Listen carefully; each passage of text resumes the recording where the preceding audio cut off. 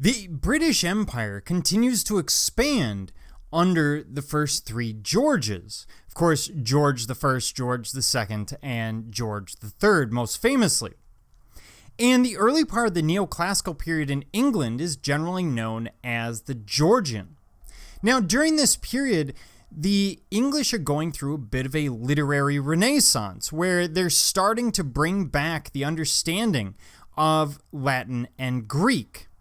So we're going to have a lot of classical influence, but in terms of the English, it's primarily coming from the Grand Tour and from literature. It doesn't have the same metaphorical meanings of the Republic and democracy that we see from the French.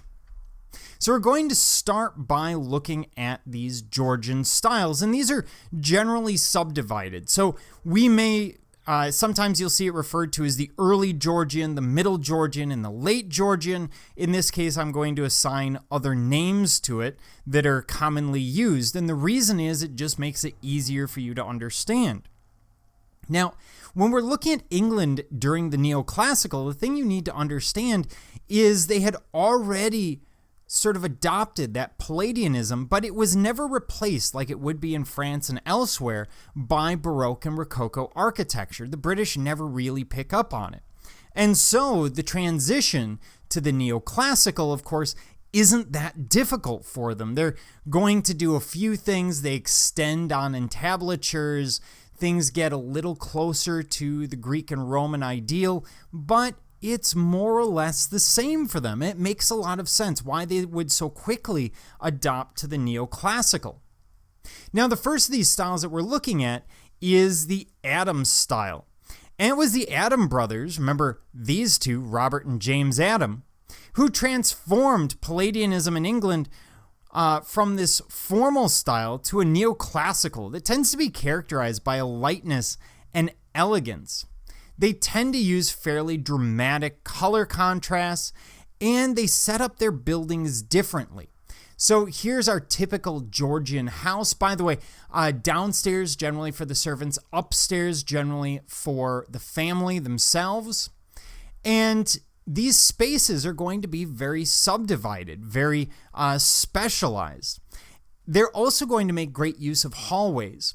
In terms of design, they're frequently putting arches over openings. This is going to be very, very common. They're kind of playing off of this. Obviously, this form that we see, an arch over the top and then columns below, that's neither Greek nor Roman as such. They're actually mixing ideas, the Greek columns and then the use of the Roman arch. But it still gives you this same feeling, this classical feeling, a very educated, very upper class feeling as they see it. So this is going to be very important to them. And all of these ideas really come out in Kedleston Hall, which they design. And as we look at it, you can't help but see it as really retrospective of the classical world. We have what appear to be frescoes lining the upper part of the wall. We have niches with famous sculptures or copies of famous sculptures. We have the use of the Corinthian columns from the Greeks. We know these are Corinthian because of the acanthus design on them. We have the use of a frieze. Now, in this case, it's a repetitive frieze, but it's still there as a frieze. Again, a Greek or Roman idea like we saw on the Greek temples. The ceiling here is arched. There's a large skylight above us that you can't see. And they use these roundels, something from the Renaissance, that they're incorporating these classical ideas into, classical forms, classical images similar to the French. When we look at doors and entrances, they tend to have a full entablature, as if you're walking through a temple door in ancient Greece rather than a door into what is probably an incredibly fancy water closet. The color schemes they're using tend to be white and light colored in this case because they're focusing on the Greek and the Roman. And if you look at the columns, you should be able to tell that those are marbleized. Those are not actual marble columns. Now, this will bring up another movement, another idea known as the Greek Revival, which is primarily going to be an architectural idea. This is the revival of Greek and Roman ideas in an architectural form, although in some cases, as we see here with these classical Caryatids, they're going to not so much take influence as they are just going to copy ideas from the Greek and Roman world. Now, Greek revival buildings typically have some form of temple facade, as we see here, and the problem with that is, of course, by the time we get to this period, there are things like windows and chimneys and things that tend to go through walls that the Greeks didn't worry about when they built temples. So you will see modifications. For example, there isn't going to be a colonnade running along the outside of the building. They're simply going to cut it off. They're going to use the temple front, but then leave the side open so that they can punch the windows through. They're going to, on occasion, have pedimental sculpture, but for the English, that doesn't happen that much. It tends to be seen as rather ostentatious.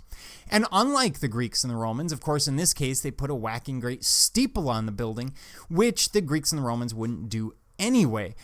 Here, they're taking primarily from the medieval, the use of an octagonal steeple on top of a church.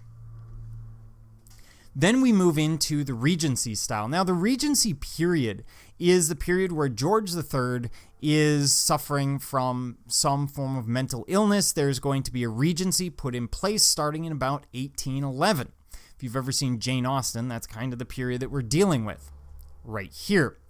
And we tend to look at it as a very romantic period, but of course, it's Georgian England, so things are smoky. The Industrial Revolution is kicking off. Things are kind of rough for most people. Here we're just looking at the upper class because their items tend to come down to us, and there's a lot to cover.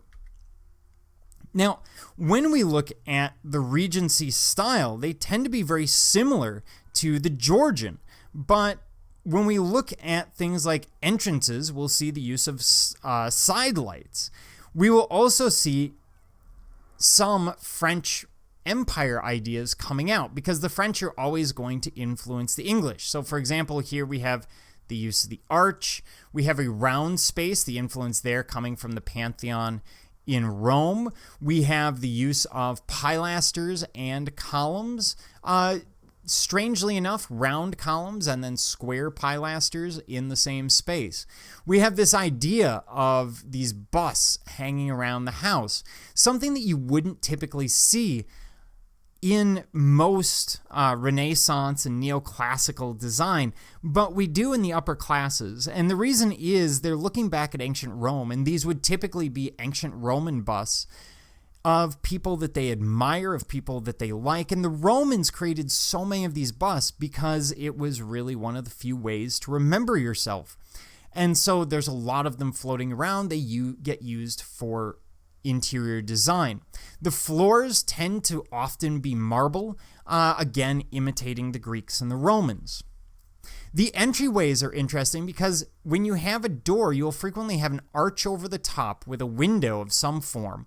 This, of course, lets an immense amount of light in. It's a very useful thing, but absolutely not Greek and Roman. Obviously, they wouldn't have windows there. We have a sense of that medieval tracery that we've talked about in the past, and we have these windows. These are known as side lights, or tall, narrow, stationary windows on either side of a door. And we have the idea of a temple front even on this fairly common home. This is in Dublin. But here we have our columns, our entablature, moving up into a rounded arch pediment, of course, containing the window. So we see a lot of Greek and Roman ideas, although we see that they aren't nearly as ostentatious in England as they are in France, but they do focus much more on the architectural elements. Things like columns, things like the use of the entablature or the use of a pediment.